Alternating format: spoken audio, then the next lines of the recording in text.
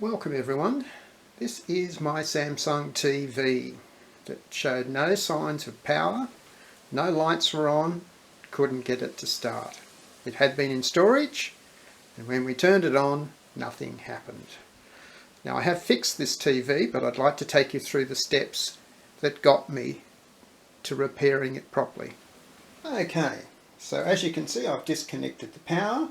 And now there's 8 screws to remove, and these are the inner ones, not the outers. So here, here, here, here, and there is one hidden up in there which can be tricky. Also note that the screws aren't necessarily all the same size, so just check them as you take them out. So I've removed the screws. I've got a little hand drill, it makes life easier, but just a Phillips head screwdriver will do the same thing.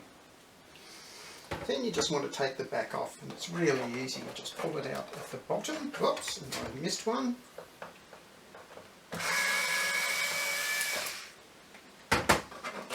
And it pops out just like that.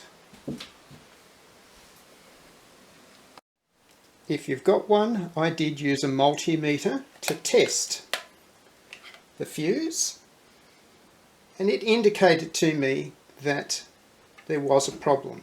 Now I did do it with the power on, so I detected power there, but I didn't detect power there. Now there's lots of videos on YouTube will tell you exactly how to use a multimeter. I'm very much a novice at it. And even if you don't have a gadget like this, there's no harm in just replacing the fuse to see if it fixes it. It doesn't cost much for the fuse, and all it does is take a little bit of time. Of course though, you do need a soldering iron to replace it. So on this circuit board I'm doing, there's 1, 2, 3, 4, 5, 6 screws to remove. And if you're going to work on the circuit board, you will need to take that off and that off.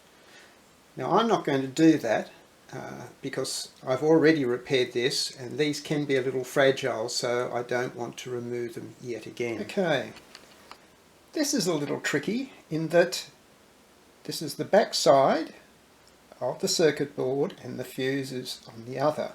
And you want to, with a soldering iron, heat the 2 points. Now one of them is there and the other one is over here, but as you can see there's a few together there, and you need to be really careful and make sure you get the right one.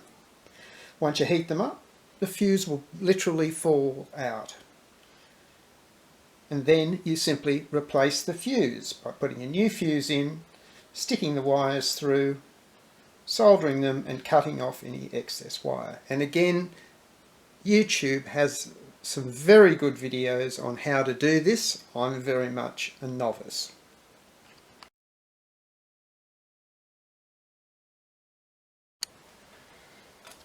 Do be aware that there is a video on YouTube saying that you can remove the fuse from the holders at both ends. Now I tried to do that and it didn't work, so I purchased the fuses with the wires on the end. And again I emphasize that all up I've spent less than $10, even though some of my fuses were a mistake. Make sure of course that you've got the right size and the right ampage, and that is written on the fuse. And to put it simply, it worked.